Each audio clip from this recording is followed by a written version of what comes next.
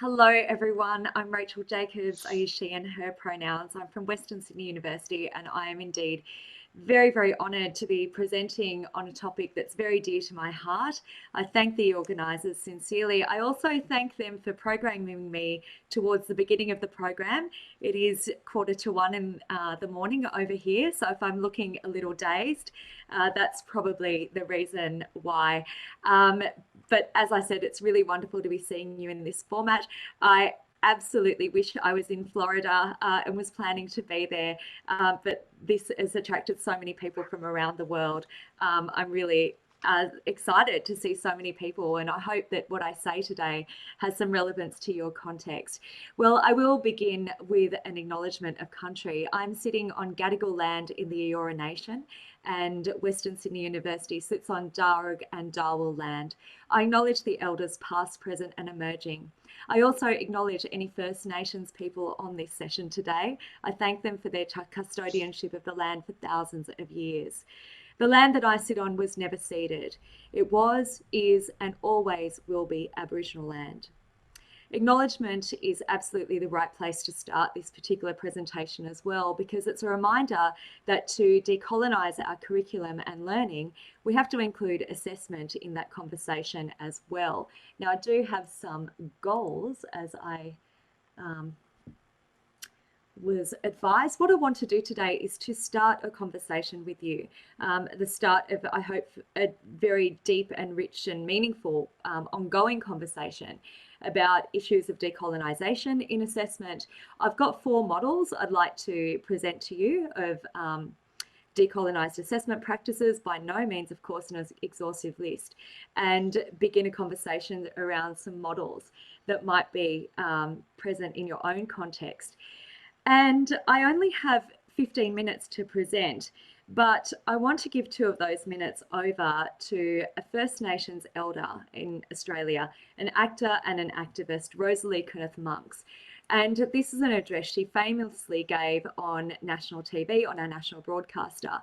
And I'd like to begin by taking some time out to hear Rosalie's words of wisdom.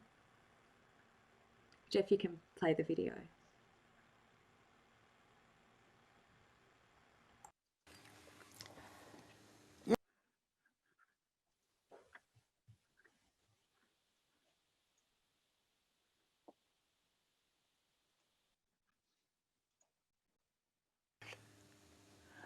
I am not something that fell out of the sky for the pleasure of somebody putting another culture into this cultured being. John shows what is an ongoing denial of me. I am not an Aboriginal or indeed Indigenous. I am Arunda, a Yawara First Nations person, a sovereign person from this country. I didn't come from overseas. I came from here. My language, in spite of whiteness trying to penetrate into my brain by assimilationists, I am alive. I am here and now, and I speak my language. I practice my cultural essence of me. Don't try and suppress me, and don't call me a problem. I am not the problem. I have never left my country, nor have I ceded any part of it. Nobody has entered into a treaty or talked to me about who I am. I am Arunda, a Yawara female elder from this country. Please remember that. I am not the problem.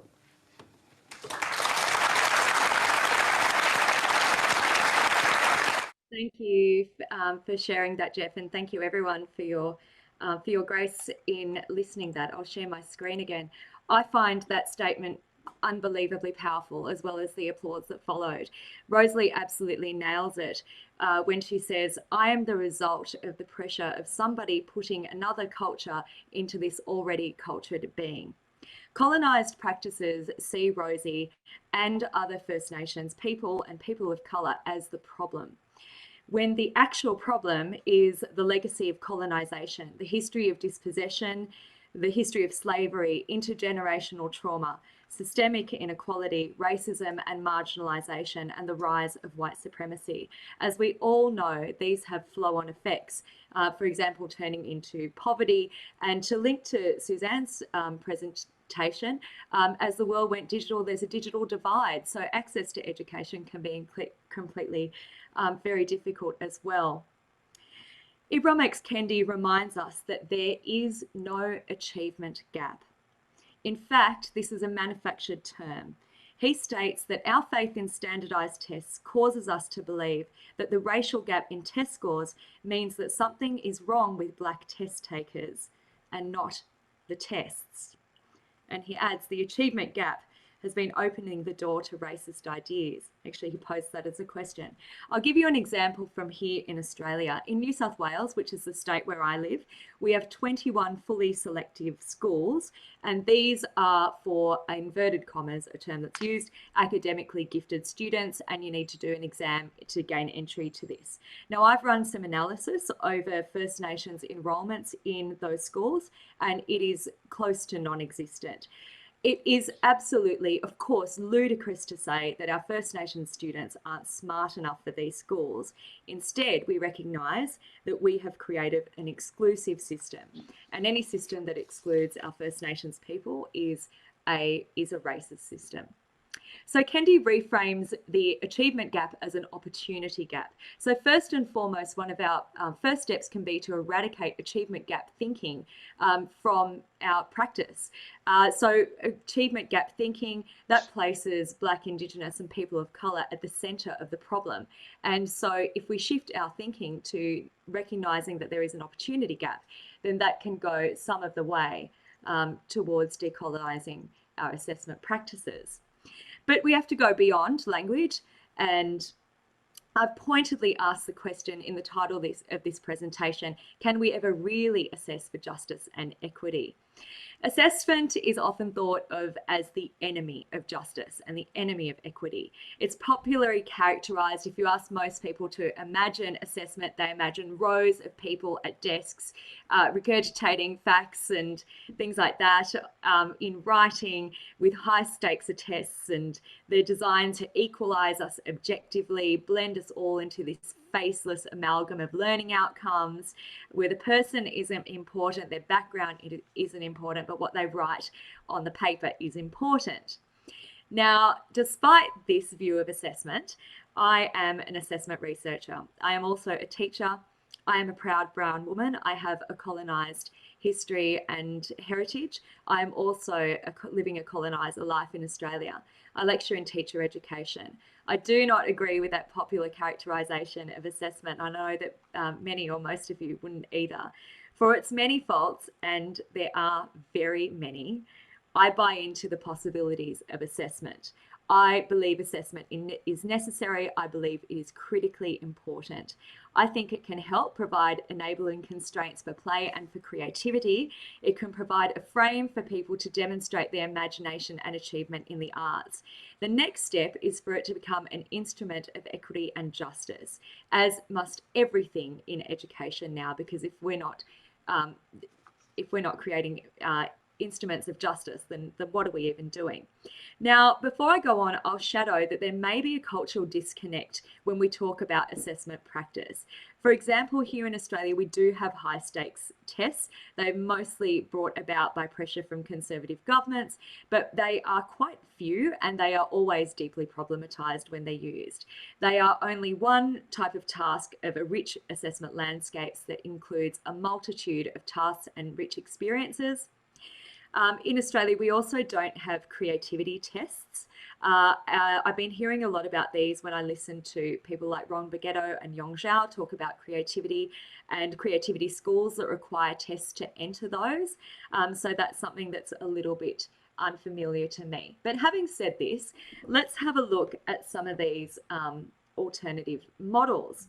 So firstly, actually, before I move to the models, when we talk about decolonisation and education, the conversation often centres around content. That means is studying Black, Indigenous, or people of colour who are writers, or histories, or texts, or art, or science, and of course, this is critically important. But the conversation around assessment has to go beyond content. So rather than saying we assess a range of text from a range of different contexts and global south contexts, if we do that, even if we do that, we might still be embedding those texts into racialized and colonized systems. So the effect of that could be that you're actually as a student, if you're a Black, Indigenous, or a person of colour, you could be marginalised inside a system while studying your own history or studying a text from your heritage. And this is why we want to look at models to move towards systemic change.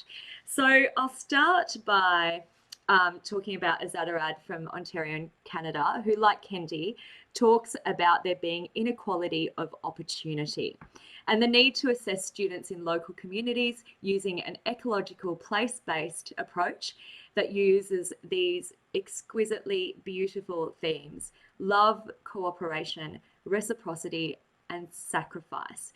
They argue that these components cannot be measured quantitatively rather than qualitatively over time, and they're measured through students' thoughts, words, and actions. So it's a much broader view of assessment than a traditional one, which we might be used to. To return to Kendi, he argues that different environments cause different kinds of achievement rather than different levels of achievement. So he has asked, what if the intellect of a low testing Black child is different but not inferior to the intellect of a high testing white child? So some differences, some different ways to measure this might be measuring literacy by how knowledgeable individuals are about their own environment, measuring an individual's desire to know rather than what they know. And we know that facts and content knowledge have a different currency now. There certainly is a place for content, but you can Google anything, so we have to reframe the way that we do assess. He talks about opening minds rather than filling minds and then testing how full they are. I'm now in the next model going to go to my friends across the ditch, as we say here, my friends in New Zealand. So Fiona Cram is a Maori, it's a New Zealand First Nations researcher, and Fiona and many, many others have written about Kaupapa Māori, which is the Maori way. Now, I am not First Nations, a First Nations New Zealander. I am not even a New Zealander. So I have no authority to speak on this matters. This is a gentle invitation for you to do your own reading and own investigation about these approaches, because they are so highly developed. Kaupapa Māori evaluation looks inwards to assess the student's development in Māori terms, and then looks outwards in structural analysis of any barriers that there might be to that development. It embeds Māori learning in cultural norms, and understandings into the assessment framework. And in some cases, it involves parents and the community in the assessment process. And finally, from some context that is very familiar to me, is in Australian systems, in primary schools, what you might call elementary education, the tasks and the methods of assessing that have spoken to me in terms of decolonisation are always more diagnostic. They are always more formative. They are matched to the content of the community that they are in. They are inclusive of all cultures and languages, such as using translanguaging approaches, where we don't ask people to leave their home language at the door, where all languages are welcomed in the learning environment and genuinely welcomed. It uses multiple methods. In Australia, you can assess using multiple methods in the one classroom for the one learning aim or achievement or outcome. So, for example, in drama, if you have a class that's doing a task, you can have one set of students who are going to be working on a writing task, another set of students might be using a soundscape, another set of students might be doing a movement piece. That is absolutely fine and really accessible to all students and acceptable. What is really intricate is explaining to politicians, the media, policymakers, many of whom do not have a background in education and many of whom are white, that these tasks are actually richer, more intricate, more valuable than mass testing and regurgitation of facts. I want to, of course, mention the arts is uniquely placed here. Our assessment tasks are aesthetically charged, multimodal, they're sites of cultural transmission, they're focused on students' originality, their life experience and their creation. But that doesn't mean that the arts assessment is immune from exacerbating disadvantage or immune from being a site of white supremacy. Now, the models that I've mentioned are just the tip of the iceberg. And of course, there are so many others when I'd love to hear your own in your own context. It is, of course, by no means a definitive list. I also recognise this is a very global North list, even though it does spotlight models from Black, First Nations or researchers of colour. And there are many esteemed assessment experts here today that could share many of their own models or wisdom to start this rich conversation. I will finish here by saying that we are in a turning point in history and we are in a moment of chaos, as we all know. But with this chaos comes possibility. So in Australia this week, the Years 12 students in my state, they commenced their leaving school exams this week. These poor students, some of whom haven't been at school for 6 weeks or even months at a time, I cannot imagine the stress that they are under. So this year we're taking a lot of other things into consideration apart from just a test score. There are other ways that they could get into university or a vocation, other measures of showing students aptitude for a course. So for example, to get into the course that I teach, there is an interview component. That is nothing new. That's been used in many, many fields for many, many years, including in medicine. Of course, leadership by Black, Indigenous and people of colour educators is the key, and that is not token leadership to do the work. It is a genuine shifting of a conversation to lead with decolonised perspectives in education. And I want to finish with a word from an artist and a word from a man of colour as well. This quote is from jazz drummer Max Roach that reminds us of the importance of decolonising, but on our own terms. He says, "My point is that we must decolonise our minds and rename and redefine ourselves in all respects, culturally, politically and socially. We must redefine ourselves and our lives in our own terms."